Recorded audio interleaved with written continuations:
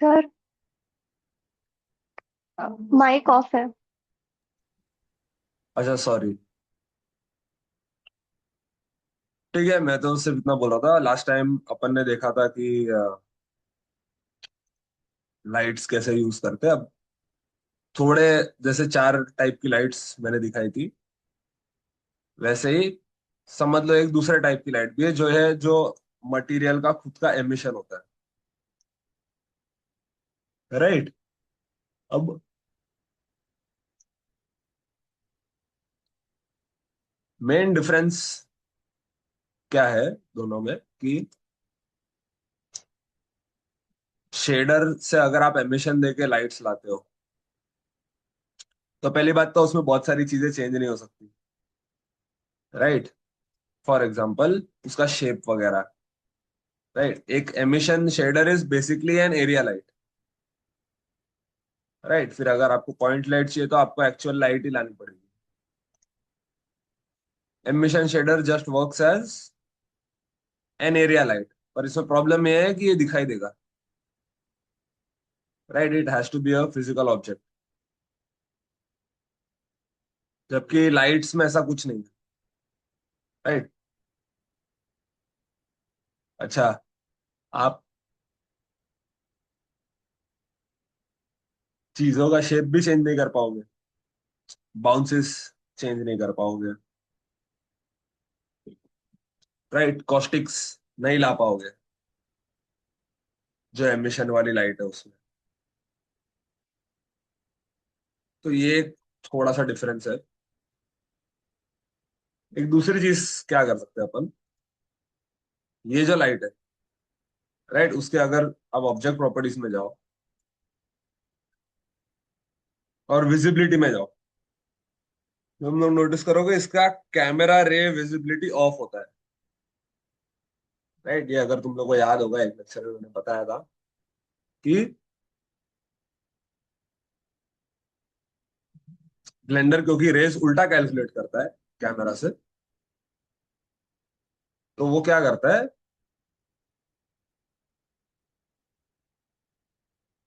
जो race directly camera में आने वाली है उनको गिनता ही नहीं है, राइट। जैसे ये इसको सिलेक्ट करूंगा तो इसका कैमरा विजिबिलिटी ऑन है, अगर ये ऑफ कर दूं तो ये ऑब्जेक्ट भी मुझे कैमरा में नहीं दिखेगा, राइट। लाइट्स का बाय डिफॉल्ट ऑफ होता है,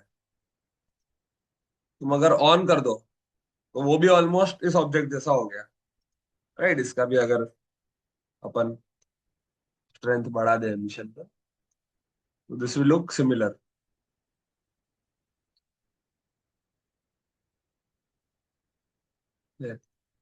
अगर इसको पॉइंट लाइट कर दो तो तुम लोगों को कुछ नहीं दिखेगा, भले कैमरा विजिबिलिटी ऑन है, क्योंकि एक पॉइंट कैसे दिख सकता है, एक पॉइंट नहीं दिख सकता,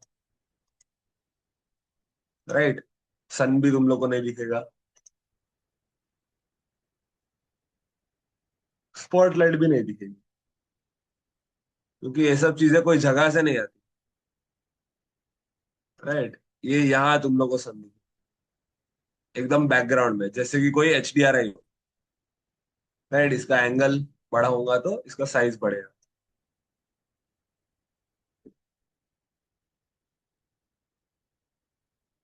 तो ये एक, समझ लो ना, डिफरेंट टाइप की लाइट हो गई। एक चीज ये कर सकते हैं।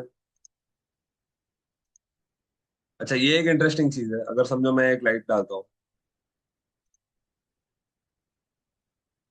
यहाँ पे,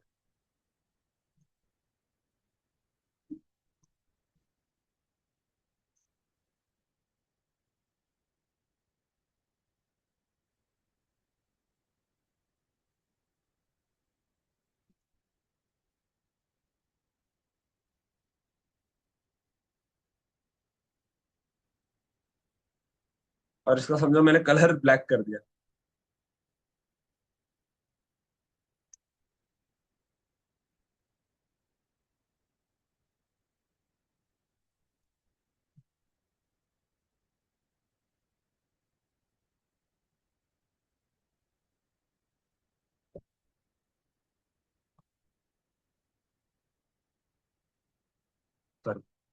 अगर इसका कलर व्हाइट ही रहने दिया और पावर समझो मैंने माइनस कर दी, तो ये क्या करेगा, लाइट खींचने लगेगा तुम्हारे सीन में से, जो कि ऑब्वियसली रियल लाइफ में नहीं होता है।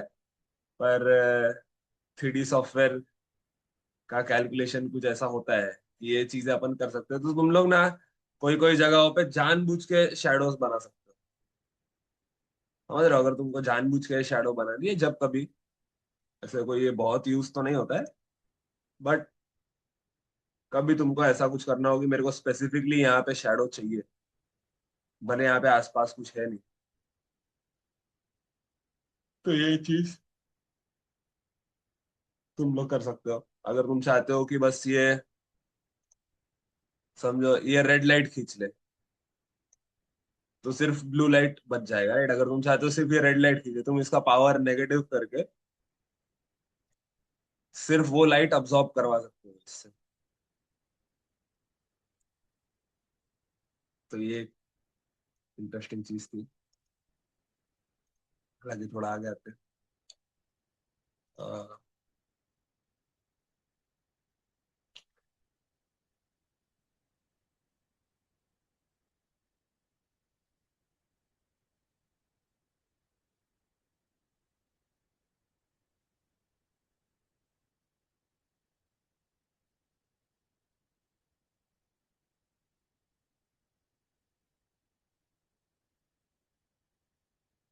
समझो ऐसा कुछ तुम्हारा सीन है, तो तुम यहाँ अगर ऑब्जेक्ट प्रॉपर्टीज में शेडिंग टैब में आओगे ना, तो लाइट लिंकिंग करके एक ऑप्शन है, राइट? अब लाइट लिंकिंग से क्या होता है, समझो मैंने दो कलेक्शन बनाए, राइट? एक में लिखा राउंड शेप्स, तो स्फीयर और सिलेंडर समझो मैं राउंड शेप में डाल देता हूँ, और इसमें डाल दूंगा स्क्वायर शेप्स, और उसमें समझो मेरा क्यूब आ गया। अब मैं क्या कर सकता हूँ, ये लाइट के प्रॉपर्टीज में जाऊं, राइट? और इसको लिंक कर दूं राउंड शेप्स से, तो ये लाइट सिर्फ राउंड शेप्स को अफेक्ट करेगी। समझ रहे हो क्या हो रहा है? अगर तुम लोगों ने माया की क्लासेस वगैरह देखी है, तो उसमें भी लाइट लिंकिंग होती है, राइट? और उसमें तरीका थोड़ा अलग है, राइट? इंडिविजुअली तुम एक लाइट को एक शेप के साथ कर सकते हो, जबकि इसमें ऐसा नहीं है। इसमें मोस्टली तुमको कलेक्शंस वगैरह के साथ लिंक करना होता है। तुम हर लाइट का एक अपना अलग से भी बना सकते हो,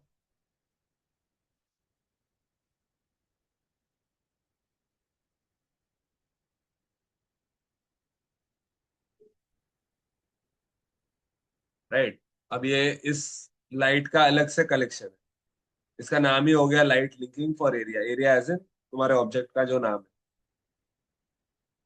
है, राइट? तो ये अब तुम लोग को अपने कलेक्शन में, सीन कलेक्शन में नहीं है, कितनी बार तुम लोग ऐसे ऑर्गेनाइज नहीं कर सकते हो, तुम लोगों ने अलग तरह से ऑर्गेनाइज किया होगा अपना सीन, तो सब लोग को एक कलेक्शन में डालना इतना आसान नहीं है। तो तुम ये कर सकते हो चीजें, राइट? पहले इसको सिलेक्ट किया, इसको एक्टिव ऑब्जेक्ट रखा, और इधर ऐड पे क्लिक कर दिया,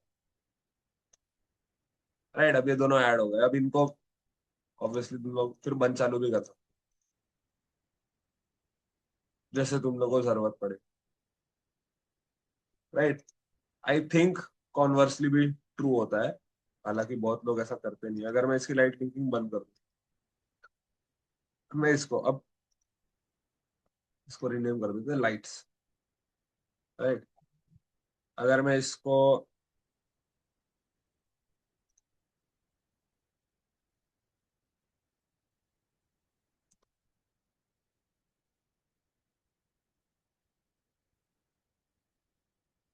राइट, पॉइंट लाइट वाले कलेक्शन में एक पॉइंट लाइट ऐड कर,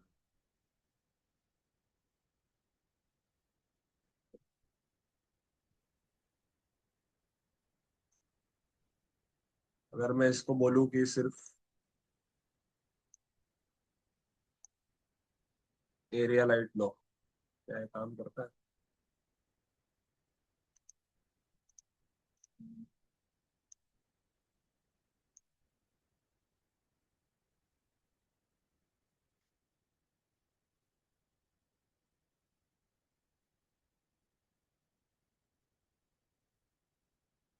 नहीं तो फिर ये कैसे काम करता होगा मैं बताऊं। अगर इसमें से कोई लाइट निकल रही है मिशन में से, तो मोस्टली उस पे काम करता होगा। लाइट लिंकिंग स्फीयर में मैं सिर्फ क्यूब को ऐड करूँ,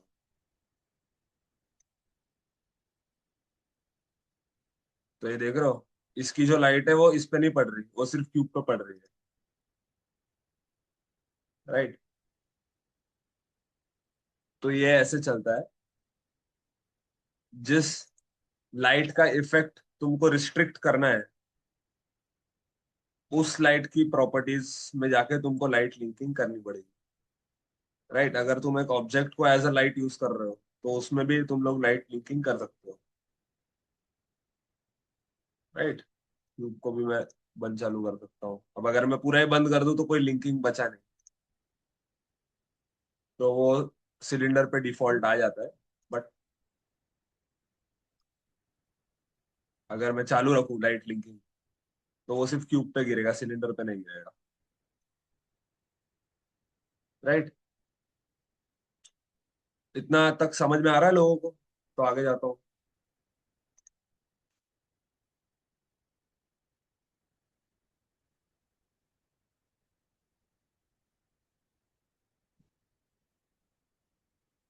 ठीक है, आगे चलते हैं। शैडो लिंकिंग भी सिमिलर है। जिस ऑब्जेक्ट की शैडो तुमको रिस्ट्रिक्ट करनी है, उस हिसाब से तुम शैडो लिंकिंग करते हो। अब जैसे मैंने नीचे प्लेन बनाया, राइट, ऐसा कुछ।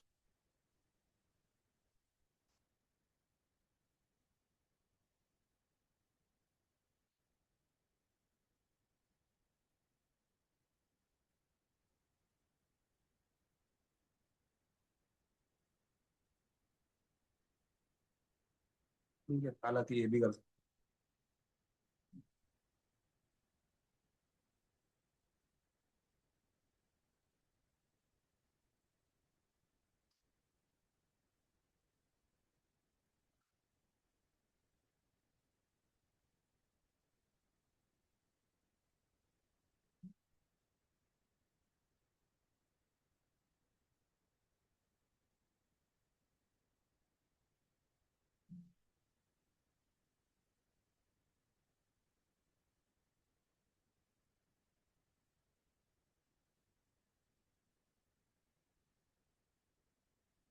ये देख रहे हो, अगर तुम चाहते हो इस लाइट की वजह से कोई ऑब्जेक्ट की शैडो नहीं पड़े, तो वो शैडो लिंकिंग में जाएगा। और अगर इस लाइट की वजह से कोई ऑब्जेक्ट पे लाइट ही ना पड़े,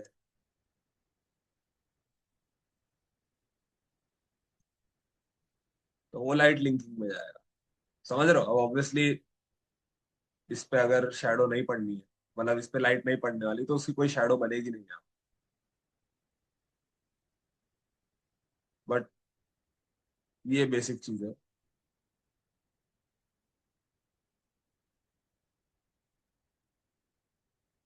शैडो लिंकिंग और लाइट लिंकिंग ऐसे काम करती है।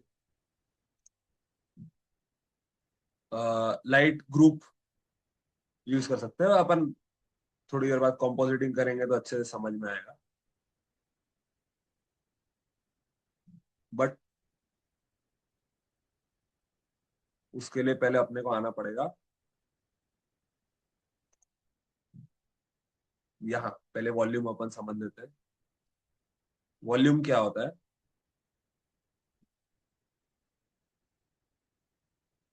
पहले सब लिंक्स हटा दूंगा।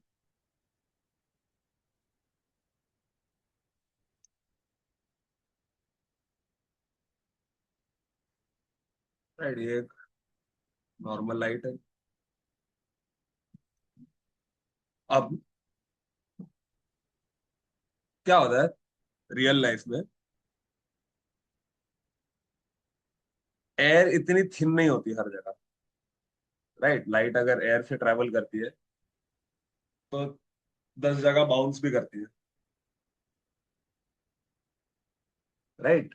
ऐसा नहीं है कि हवा में भी पार्टिकल्स होते हैं, डस्ट पार्टिकल्स होते हैं, दूसरे केमिकल्स होते हैं। जैसे गैसेस में भी सब गैसेस ऐसे ट्रांसपेरेंट नहीं होती जैसे अपन हवा को देखते हैं, राइट। कुछ गैसेस लाइट को रोकती भी है, रिफ्लेक्ट भी करती है, डस्ट जैसे। जैसे फॉर एग्जांपल अपने को स्काई ब्लू दिखता है, तो स्काई ब्लू क्यों दिखता है? स्काई में ऐसा कुछ है तो नहीं कि वो ब्लू दिखे, राइट। ऐसी कोई गैस नहीं है स्काई में जो ब्लू होती है। स्काई ब्लू इसलिए दिखता है क्योंकि सन की लाइट जो एक एंगल पे गिरती है, राइट, जो सीधी आती है वो तो येलो ही आती है सन की लाइट, पर जो थोड़ा एंगल पे गिरती है वो इन गैसेस में रिफ्लेक्ट हो के फिर अपनी तरफ आती है। तो मोस्टली ओजोन वाली जो गैस है O3, उससे रिफ्लेक्ट होके ब्लू कलर मिलता है अपने स्काई को। नहीं तो ऐसे देखा जाए तो स्काई में कुछ ब्लू है ही नहीं, राइट। सीधा स्पेस ही है जो काला है मोस्टली। तो ऐसे ठीक है, थोड़ा साइंटिफिक एग्जांपल हो गया, पर नॉर्मली भी तुम लोग देखोगे कि आसपास कहीं अगर समझो धुआं है फॉर एग्जांपल, तो धुआं क्या है? यही है ना बेसिकली, छोटे छोटे पार्टिकल्स हवा में जो लाइट को रिफ्लेक्ट करते हैं, ब्लॉक करते हैं। तो वो धुआं वगैरह कैसे बनता है वो बता। समझो मैंने एक क्यूब लिया, राइट। मैं चाहता हूँ कि इधर थोड़ा सा डस्ट हो। समझो मैंने एक कमरा बनाया, उसमें थोड़ा सा डस्ट हो। तो ये मैं कैसे कर सकता हूँ? एक शेडर डालूंगा इस पे। अच्छा, अभी तक अपन सरफेस इसका चेंज कर रहे थे शेडर से। अब इसमें वॉल्यूम का भी एक जगह है, राइट। तो अब जैसे अपना प्रिंसिपल BSDF है, वैसे प्रिंसिपल वॉल्यूम का भी एक मटेरियल होता है, राइट। दिस इज वॉल्यूम का शेड।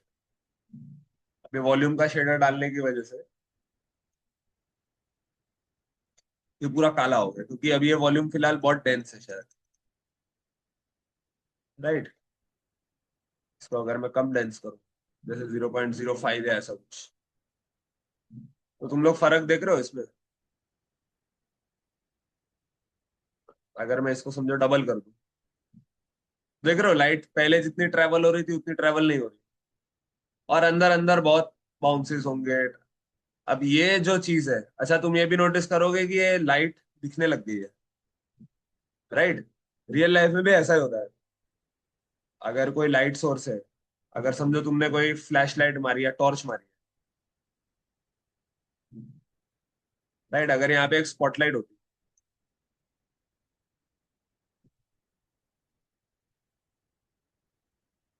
जो इन ऑब्जेक्ट्स पे गिर रही थी, राइट, तो अगर ये वॉल्यूम नहीं होता,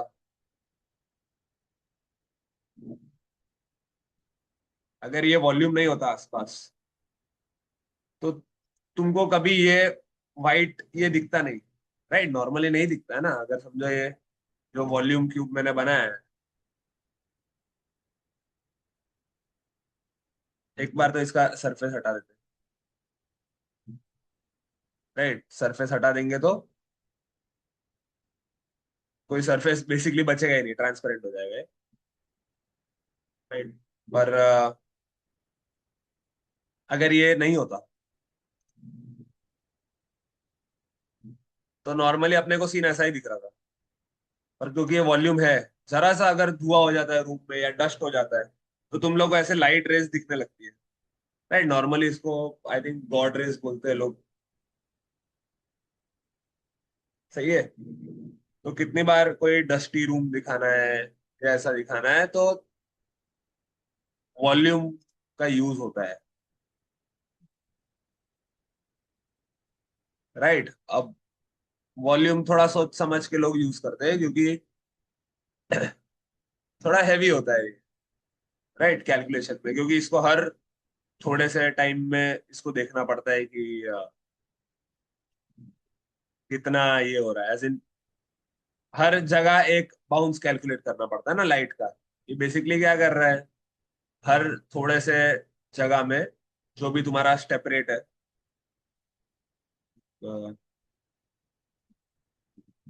लाइट पाथ में तुम लोग डिसाइड कर सकते हो एक वॉल्यूम में कितनी बार लाइट बाउंस हो सकती है। तो,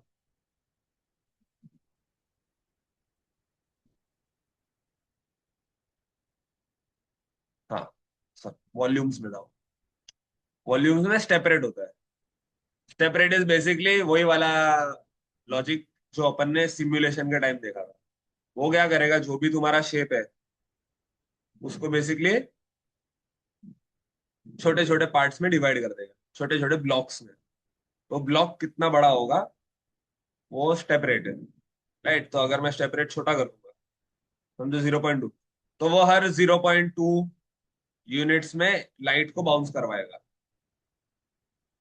ठीक है, होपफुली समझ में आ रहा है।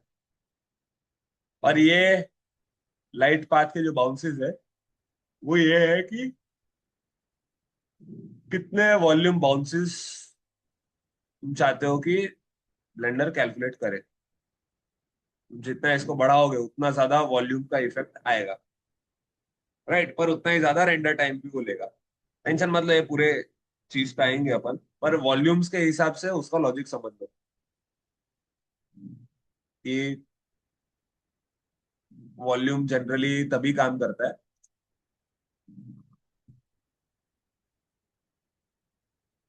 जब या तभी काम आता है जब तुमको लाइट का ऐसा कुछ ये दिखाना हो, या तुम चाहते हो एक डस्टी वाला फील आए रूम में और नॉइस हो, लाइट थोड़ा डिफ्यूज हो पूरे एनवायरनमेंट। तो ये सब सिचुएशंस में नॉर्मली लोग यूज करते हैं।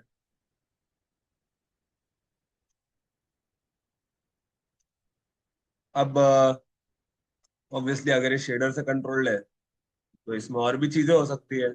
और चीजें जैसे कि क्या, अ, इसके कुछ एट्रीब्यूट्स है, डेंसिटी है। एनिसोट्रॉपी इज,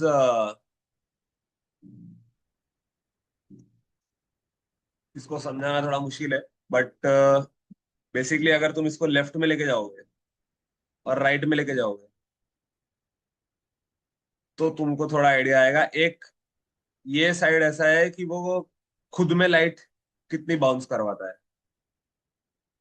राइट, वो कितनी लाइट को आगे जाने देता है, कितनी को बाउंस करने देता है। राइट, ट्रांसपेरेंसी वर्सेस ब्लॉकिंग समझ लो। अगर ब्लॉकिंग हो रही है, अगर ब्लॉकिंग फुल है तो भी तुमको कोई लाइट नहीं दिखेगी, और अगर ट्रांसपेरेंसी फुल है तो भी लाइट नहीं दिखेगी। राइट, लाइट खाली बीच में ही दिख सकती है। तो बीच वाला जो होता है बेसिकली इसका नेचुरल जगह है।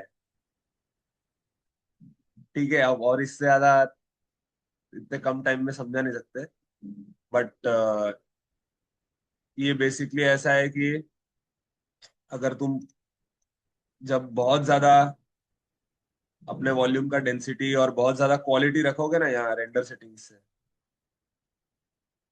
तो बहुत आगे जाके, अब जैसे मैंने दो रखा है और नॉर्मली तुम लोग भी अपने डे टू डेज में दो या तीन ही रखोगे लाइट पाथ, क्योंकि उससे ज्यादा रेंडर करना बहुत अनवायबल है। पर जब बहुत डेंस चीजें होती है ना, जैसे जब अपन स्मोक सिमुलेशन करेंगे, तभी तुम लोग को इसका एक्चुअल पता चलेगा इसका इफेक्ट क्या होता है। इसका लेना देना सिर्फ इससे है कि ये वॉल्यूम के अंदर आपस में लाइट कैसे बाउंस हो। राइट, उसका थोड़ा बहुत फर्क उन जगहों पे दिखता है जब अपन सामने से, एज इन वो वॉल्यूम के बाहर आने वाली है लाइट, तब उसका थोड़ा बहुत फर्क पड़ता है। ठीक है, कि तब वो लाइट कैसे दिखेगी। जैसे ये देख रहे हो फर्क, अगर तुम इसको वॉल्यूम के बाहर देखोगे तो जहां मैं ट्रांसपेरेंसी बढ़ा रहा हूँ वॉल्यूम की, ऐसा समझ लो, तो वो वन वाला है। राइट, और अगर मैं ट्रांसपेरेंसी कम कर रहा हूँ, मैं लाइट को ब्लॉक ज्यादा करवा रहा हूँ वॉल्यूम में, तो ये ऐसा ही करते हैं। खैर अच्छा, वॉल्यूम का खुद का एक एमिशन भी हो सकता है, राइट। हो सकता है कुछ मैजिक पार्टिकल्स या मैजिक धुआं ऐसा कुछ हो, तो वॉल्यूम का खुद का एक एमिशन भी तुम लोग लगा सकते हो। ब्लैक बॉडी और टेम्परेचर इज रिलेटेड टू, जब तुम लोग को आग का वॉल्यूम बनाना हो तो उसमें ये काम आता है। टेम्परेचर भी कम ज्यादा यहाँ से करके कोई मतलब नहीं है, उसका एक अलग से वॉल्यूम नोड बनती है जब तुम्हारा एफएक्स होगा, जब सिमुलेट होगा कि कहाँ पे कितना टेम्परेचर होना चाहिए आग की वजह से, तभी तो ये काम आएगा ना। तो वो दो options mostly fire and smoke के लिए। पर ये बाकी तुम लोग के देखने से, अच्छा इसमें और भी क्या हो सकता है, और भी ये हो सकता है कि इन सब में इनपुट्स लगे हुए हैं, तो हो सकता है मैं नॉइज डाल दूं एमिशन।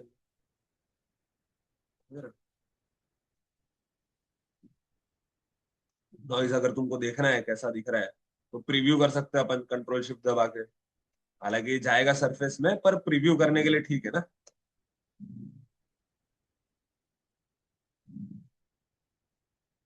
राइट, अगर मैं ऐसा कुछ चाहता हूँ और फिर उसको सरफेस में नहीं लगा के, समझो मैंने डेंसिटी में लगा, तो देख रहे हो मेरा वॉल्यूम कैसा हो गया। एमिशन स्ट्रेंथ अगर मैं कम भी कर दूं, ये देख रहे हो। हालांकि इतना भी समझ में आ रहा होगा कि कहीं कहीं पे बहुत ज्यादा डेंस हो गया है स्मोक, और कहीं कहीं पे बिल्कुल है, बिल्कुल भी है ही नहीं। तो ऑब्वियसली वो तो क्योंकि ये 0 to 1 जा रहा है। देखो अपन ने कितना रखा था, 0.01, तब जाके ऐसे हो रहा था। अगर मैं इसको बढ़ा दूं तो पूरा यही डेंस हो जाएगा। समझ रहे हो, तो ये कलर जब मैं डेंसिटी में डाल रहा हूँ, तो इसके आगे मैं कुछ अपना भी कर सकता हूँ इसको एडजस्ट करने के लिए फर्दर। तो नॉर्मली मैथ नोड अपन लगाते थे शेडर में। मैथ नोड में क्या करूंगा, मैं इसको बेसिकली मल्टीप्लाई कर दूंगा कोई कम चीज, जैसे ऐसा कुछ मैंने किया। तो तुम देख रहे हो मेरे को थोड़ा ब्रोकन धुआं या ब्रोकन डस्ट टाइप मिलेगा, एकदम इवन वॉल्यूम नहीं मिलेगा। तो तुम लोग ऐसे नॉइस टेक्सचर्स वगैरह यूज कर सकते हो, राइट। कलर तुम लोग जगह जगह पे चेंज कर सकते हो वॉल्यूम का। कलर में अगर तुमको समझो ऐसा कुछ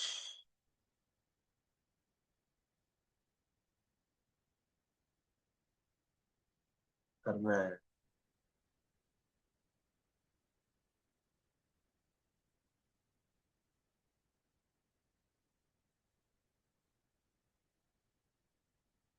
तो अगर बहुत डेंस होगा तो उसके कलर का शायद फर्क नहीं पड़ेगा, मल्टीप्लाई की कोई जरूरत। तो ऐसा कुछ नॉइस तुम लोग डाल सकते हो कलर में। बेसिकली बोलने का मतलब ये है कि इन एट्रीब्यूट्स को भी वैसे ही कंट्रोल किया जा सकता है जैसे अपन नॉर्मली दूसरी चीजों में करते थे। एमिशन स्ट्रेंथ भी इसी कम ज्यादा कर सकते हो अलग से, राइट। अगर एमिशन समझो अगर मैं कलर में डाल दूं, एमिशन कलर में, तो फिर मुझे ये कंट्रोल करके ऐसे करना पड़ेगा कि ऐसा कुछ धुआं बन गया। कलर में नहीं डाल के मैं इसको अगर पहले जैसा रखूं, मैं इसको एमिशन स्ट्रेंथ में डाल सकता हूँ, राइट। ऐसा कुछ नेबुला टाइप बनाना हो। पर बेसिकली तुम लोग समझ रहे हो ना वॉल्यूम क्या होता है, कैसे होता है, वॉल्यूम को कैसे कैसे कंट्रोल कर सकते हैं। ठीक है, एक्चुअल इसका भी कलर तुम लोग चेंज कर सकते हो, एक्चुअल जो तुम्हारा वॉल्यूम है। अब ध्यान रखना ये जो व्हाइट व्हाइट आ रहा है, ये मेरे एमिशन की वजह से आ रहा है, राइट। और ये जो कलर है, ये वॉल्यूम का एक्चुअल कलर है, सही। तो कभी भी एमिशन को एज डेंसिटी मत यूज करने की ट्राई कर। समझ रहे हो, अगर तुम दिखाना चाहते हो कि भाई यहाँ पे बादल या कुछ है, ठीक है, तो उसमें एमिशन को डेंसिटी जैसा यूज करने की कोशिश मत करना। फिर तुम क्या करोगे, अगर तुम बादल दिखाना ही चाहते हो ना, तो तुम इसको ही वाइट रखोगे, तो ये असली बादल बनेगा। राइट, अगर तुम लुक एंड फील के हिसाब से अलग से बना रहे हो तो वो मुझे इशू नहीं है। पर एक्चुअल बादल तो ऐसे ही बनेगा, राइट, तुमको उसके अंदर बहुत सारा लाइट डालना पड़ेगा, तब जाके वो एक्चुअल बादल जैसा दिखेगा ये चीज। देख रहे हो, यहाँ पे बादल जैसा दिख रहा था। यही चीज अगर तुम इस लाइट को और बढ़ाओ बढ़ाओ, तो ये पूरी जगह एक्चुअल बादल जैसा दिखने लगेगी। फिर तुमको लाइट पाथ्स भी इंक्रीज करना पड़ेगी, क्योंकि ये बादल में हिट करके लाइट यहाँ जानी चाहिए, फिर यहाँ जानी चाहिए। तो एक वॉल्यूम में कितनी बार लाइट बाउंस होती है वो तुमको चेंज करना पड़ेगा। पर खैर, this is how volumes work. ये तुम लोग को और भी काम आएगा जब अपन फायर और वाटर का करेंगे मटेरियल, जो कि नेक्स्ट लेक्चर में आई गेस वही बचेगा। अह, और क्या क्या है चीजें, हाँ, ये हो गई वॉल्यूम की बात। राइट, अब थोड़ा बहुत अपन आ जाते हैं कंपोजिटिंग पे और आउटपुट कंट्रोल करने पे। राइट, नॉर्मली इतने में तुम लोगों को लाइटिंग, हाँ, एक चीज ये रह गई, sorry my bad. Her light जो है, समझो मैंने एक लाइट यहाँ पे ऐड की, राइट, एक एरिया लाइट।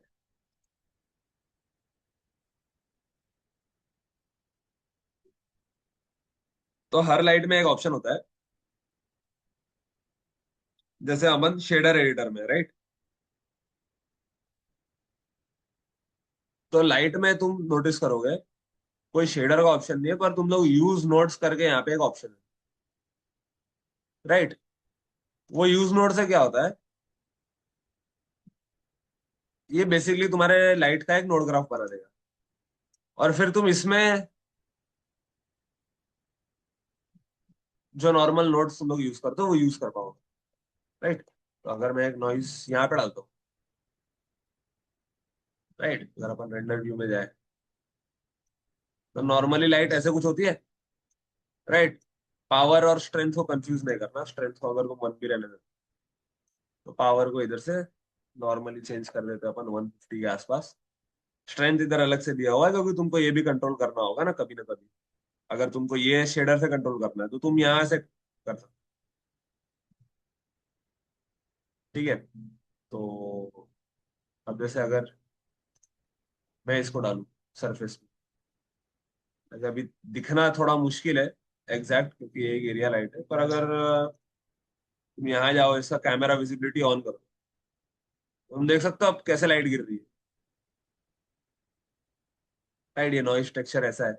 इसका स्केल वगैरह अगर मैं कम कर दूं, या इसी में एक कलर रैम्प डाल दूं,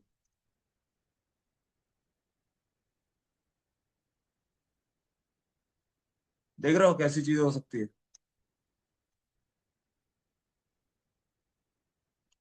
ये सेम चीज मैं स्ट्रेंथ के साथ कर सकता हूँ, राइट, कि कलर सेम रखो चीजों का, स्ट्रेंथ इसके हिसाब से कर दो,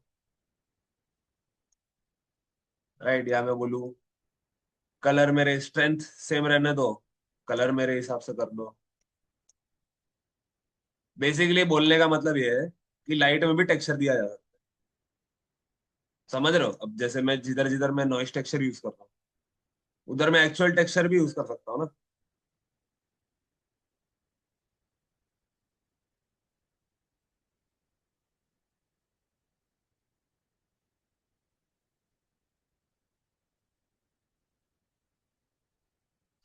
तो नॉर्मल जैसे कोई फोटो वगैरह अगर तुम ले लेते हो इंटरनेट से,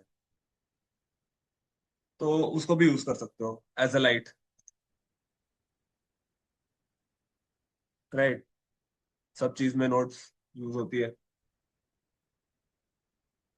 अच्छा, यहाँ तक लोगों को आ रहा है समझ में, वॉल्यूम क्या होता है और लाइट्स में कैसे शेडर नोड लाते, राइट। ये यूज नोड्स तुम लोग को ऑन करना होता है।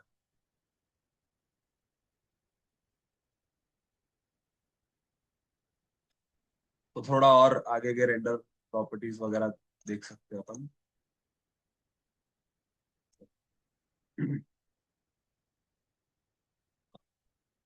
अब थोड़े ये सब देखने के बाद तुम लोग को थोड़ा ज्यादा समझ में आएगा options क्या है। जैसे लाइट पाथ है, इसमें तुम लोग बाउंसेस सेट कर सकते हो कि डिफ्यूज रेस को मैक्सिमम 4 बार बाउंस करना। 4 बार बाउंस करने देना मतलब क्या, समझो ये कैमरा अपना, राइट। तो ब्लेंडर कैलकुलेट ऐसे करता है, कैमरा से छोड़ता है लाइट रेस, राइट। तो वो क्या करेगा, अगर उसको समझो ये तुम्हारा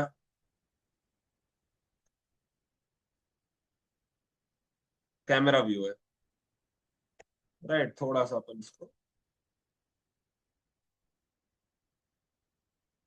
सेट कर देते हैं अपने से, जो ये तुम्हारा कैमरा व्यू।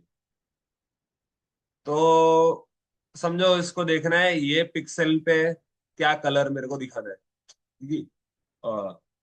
कंप्यूटर तो ऐसे ही कैलकुलेट करता है ना। ये पिक्सल पे उसका सवाल है कि ये पिक्सल पे मेरे को कौन सा कलर दिखाना है। तो वो क्या करेगा, ये जगह से ये जगह तक एक रे फायर करेगा, राइट। जो जगह पे उसको देखना है, समझ लो एक रे कैमरा से आ रही थी। फिर वो देखेगा अच्छा ये पॉइंट पे फिर नेक्स्ट बाउंस कौन सा है, राइट। तो समझो इधर बाउंस हो रही थी ये क्यूब के ये साइड, फिर किधर बाउंस हो रही थी, वो रे किधर से आई, वो रे लगभग यहाँ से आई होगी, ये रे कहाँ से आई होगी, ये यहाँ से आई। समझ रहे हो, ये ऐसे बाउंसेस कैलकुलेट होते हैं उल्टे। यहाँ पे समझो कोई लाइट सोर्स होएगा फॉर एग्जाम्पल,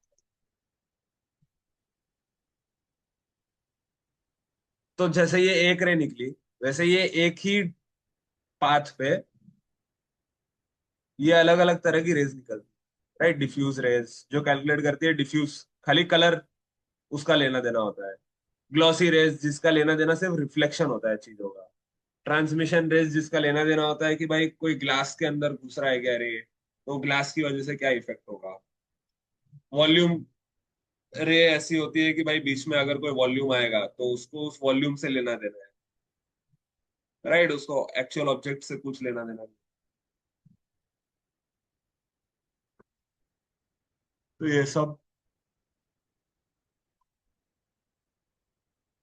आ, ये सब उस चीज के ऑप्शन है।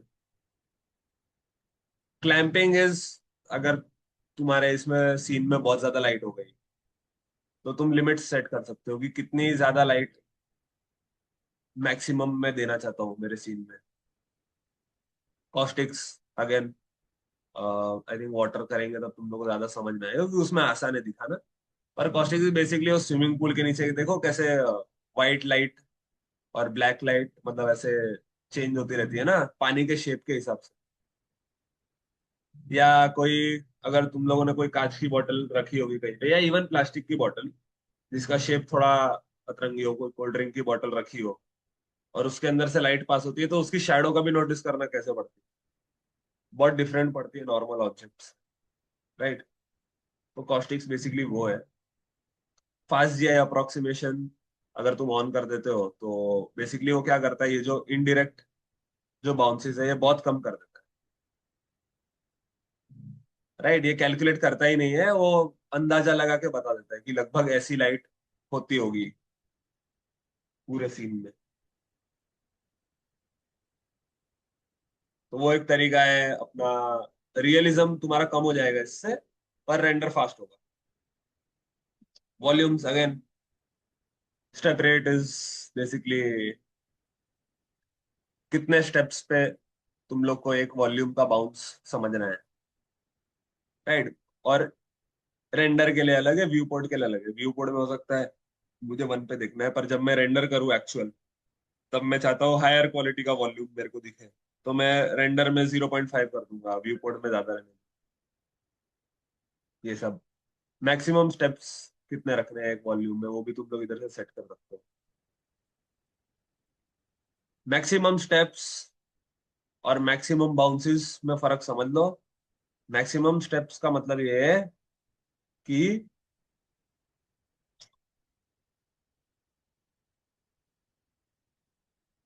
एक वॉल्यूम में वो कितनी बार बाउंस कर सकता है। और मैक्स बाउंसेस का मतलब ये है कि वो टोटल कितने बाउंस मेरे को कैमरा के लिए कैलकुलेट करने हैं। राइट। बहुत छोटा फर्क है, पर ये फर्क समझ लो। हो सकता है कितनी बार तुम्हारा ये बहुत ज्यादा हो। राइट, ये जो टोटल लाइट बाउंसेस है ये बहुत ज्यादा हो, पर तुमको फिर भी वॉल्यूम स्टेप्स को रिस्ट्रिक्ट करना हो। राइट, बेसिकली ऐसा समझ लो, ये दो अलग अलग ऑप्शन उन्हें दिए तुम लोग को। अगर ये ज्यादा रखना है, ये कम रखना है, तो तुम इससे कंट्रोल कर सकते हो। ये कम रखना है, ये ज्यादा रखना है, तो फिर इससे कंट्रोल होगा। राइट, जो भी इसमें से कम होगा वो यूज होगा। सिंप्लीफाई इज फॉर, अगर तुम्हारा सीन बहुत कॉम्प्लेक्स हो रहा है, व्यू पोर्ट लैग कर रहा है, या लैपटॉप स्लो चल रहा है, तो तुम लोग सिंप्लीफाई ऑन कर सकते हो। तो ये क्या करेगा, बेसिकली तुम्हारा टेक्सचर साइज और तुम्हारा sub division level view port में कम कर देगा, ताकि व्यू पोर्ट थोड़ा स्मूथली चले। कुछ लोग ये रेंडर में भी यूज करते हैं, इससे तुम लोग लिमिट सेट कर सकते हो टेक्सचर पे। अगर समझो तुम्हारा, तुमने सब जगह 8K टेक्सचर यूज कर दिए, और अब तुम्हारा वो लोड ही नहीं ले रहा है यार, और उसको प्रोसेस ही नहीं कर पा रहे, तो फिर तुम लोग एक नॉर्मल लिमिट की सब टेक्सचर को एज अ 4K टेक्सचर ही लो। राइट, या तुम लोग लिमिट सेट कर सकते हो कि ये 2K टेक्सचर तक ही चाहिए। तो वो तुम लोग रेंडर में भी यूज कर सकते हो, पर नॉर्मली यहाँ पे कोई चेंजेस करते नहीं है लोग, क्योंकि फिर अगर रेंडर में उनको कमी करना होता तो फिर तुम्हारे प्लानिंग की गलती है। तुमने फिर स्टार्टिंग से उतना रखा ही क्यों। तो खैर वो है, मोशन ब्लर कंपोजिटिंग में देखते हैं जरा। पर बेसिकली मोशन ब्लर कैसे काम करता है, कोई ऑब्जेक्ट अगर बहुत फास्ट जा रहा है तो नॉर्मली ब्लर दिखता है तुम लोग की आंखों को।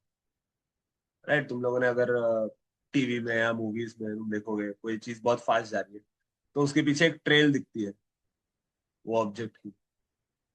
वो बेसिकली मोशन ब्लर है। वो मोशन ब्लर क्यों आता है, क्योंकि जो कैमरास स्टार्टिंग से थे वो लोग मूवमेंट अच्छे से कैप्चर नहीं कर पाते थे। राइट, क्योंकि वीडियो वो कैसे बनाता था, शटर डाउन करता है तो एक फोटो रजिस्टर होती है, वापस शटर डाउन करता है एक और फोटो रजिस्टर होती है, वापस शटर डाउन करता है। तो समझो अगर 1 सेकंड में 24 बार करता हो तो 24 FPS का कैमरा बनेगा। राइट, समझ रहे हो। तो मोशन ब्लर इसलिए होता था कि वो पहले वाला जो चीज है, मतलब जब तक उसका शटर खुला रहता है तब तक वो ऑब्जेक्ट इधर से इधर ट्रेवल करता है ना। तुम समझ रहे हो, शटर खुला है तो वो समझो 1/5 ऑफ अ सेकंड के लिए खुला है, समझो शटर। ठीक है, समझो 5 FPS का कैमरा है, 1/5 सेकंड के लिए खुला है शटर। तो 1/5 सेकंड में भी ऑब्जेक्ट यहाँ से यहाँ कुछ मूवमेंट करता होगा ना। तो क्योंकि वो पूरा लाइट एक टाइम पे एक्सपोज होता है फिल्म पे, तो मोशन ब्लर करके बना और कॉन्सेप्ट आया। अपनी आंख में भी होता है, पर खाली अपनी आंख में। जैसे कोई हेलीकॉप्टर हो गया, तो हेलीकॉप्टर में ऐसा लगता है उसके ऊपर कोई थाली या प्लेट लगी है, अगर बहुत फास्ट उसके घूम रहे रोटर, तो ऐसा लगता है कोई डिस्क लगा है हेलीकॉप्टर के ऊपर। वो मोशन ब्लर की वजह से होता है। तो मोशन ब्लर तुम लोग ऐसे ऑन कर सकते हो, इससे थोड़ा सा रेंडर टाइम बढ़ता है, क्योंकि फिर उसको एक फ्रेम और फिर एक फ्रेम कैलकुलेट करना पड़ता है। उसको हर फ्रेम पे कैलकुलेट करना पड़ता है, ऑब्जेक्ट इसके पहले वाले फ्रेम पे कितना पीछे था, आगे वाले फ्रेम पे कितना आगे जाने वाला है। राइट, तो ऑलमोस्ट डबल हो जाता है मोशन ब्लर ऑन करते हैं तो टाइम। और फिर तुम इस पे शटर स्पीड सेट कर सकते हो। राइट, टाइम ओपन और क्लोज के बीच में कितना टाइम होना चाहिए, 0.5, मतलब ऐसा समझ लो 0.5 फ्रेम्स, राइट। इसको 1 कर दोगे तो तुमको बहुत लंबा मोशन ब्लर मिलेगा।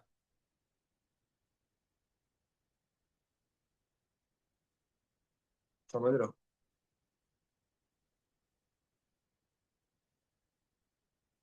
हाँ। फिर आ जाते फिल्म पे। फिल्म बेसिकली तुम्हारे बैकग्राउंड के बारे में। ये जो बैकग्राउंड है, अगर तुम इसको ट्रांसपेरेंट ऑन करते हो, समझो अपन ने कोई HDRI लगाया, जैसे लास्ट टाइम अपन लगा रहे थे ना environment texture. Environment texture open करता हूँ। समझो मैंने स्टूडियो टेक्सचर ओपन कर लिया। Right? समझो मैं रेंडर व्यू में आया। ठीक है, ये मेरे पास एक स्टूडियो का टेक्सचर था। अगर मैं फिल्म में जाके उसको ट्रांसपेरेंट सिलेक्ट कर लूँ, तो उसकी लाइटिंग तो रहेगी, खाली जहां जहां बैकग्राउंड है वहां वहां मेरे को ट्रांसपेरेंट मिलेगा, मेरा जो भी आउटपुट है वो। ठीक है, होपफुली समझ में आ रहा है लोगों को।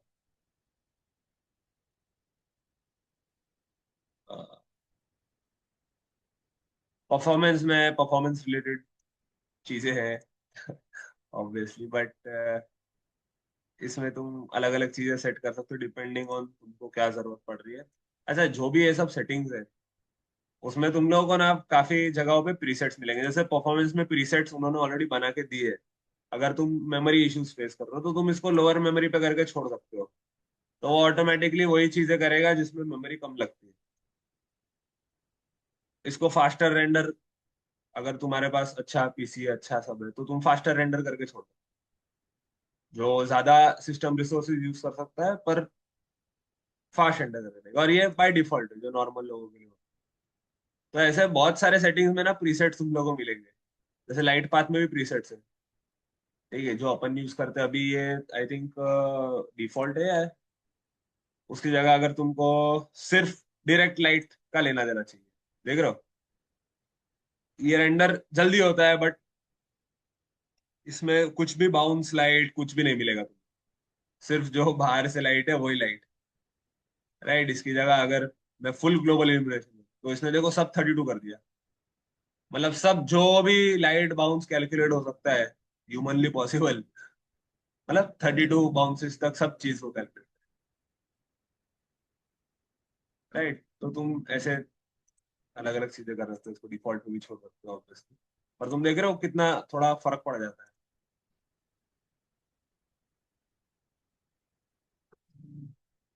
तो प्रीसेट्स है, चाहो तो प्रीसेट्स भी यूज कर सकते हो, अगर परफॉर्मेंस पे इतना नहीं आइडिया आता है, क्योंकि ये सब टेक्निकल चीजें हैं।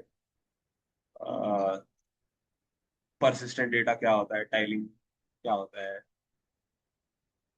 ये बेटर है कि तुम लोग को जब काम आए तभी तुम लोग इसके बारे में सोचो, नहीं तो अभी के लिए इसको छेड़ो मत, क्योंकि you might and up wasting more of your time, right. कि समझो तुमने इसमें कोई परसिस्टेंट डेटा जैसे तुमने ऑफ कर दिया, तुम्हारे हर रेंडर पे सब डेटा वापस लोड होगा, इसमें ऐसी सब चीजें हैं।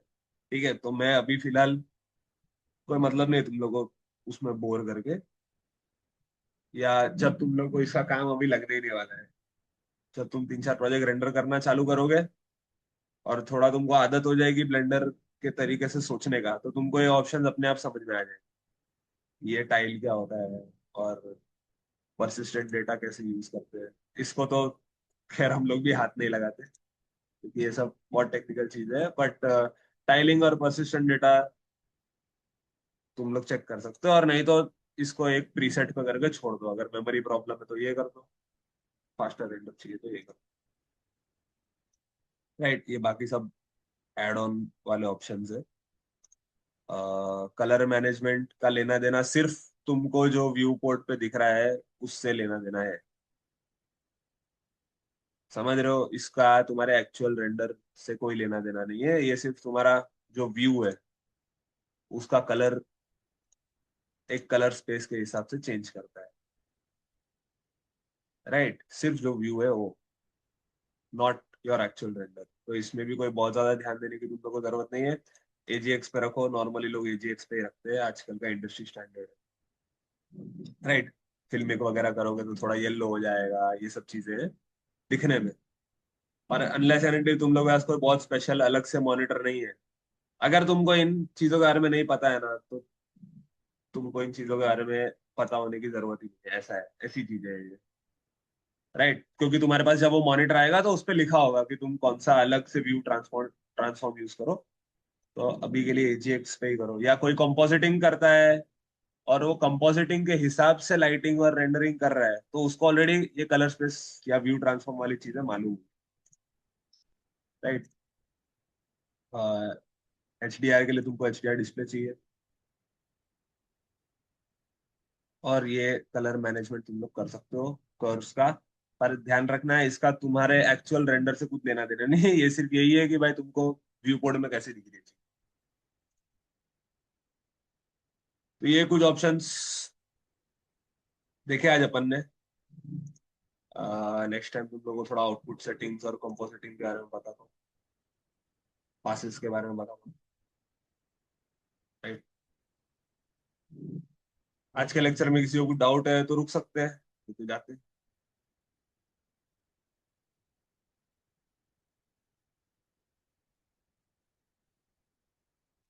ओके, नेक्स्ट लेक्चर में मिलते हैं फिर।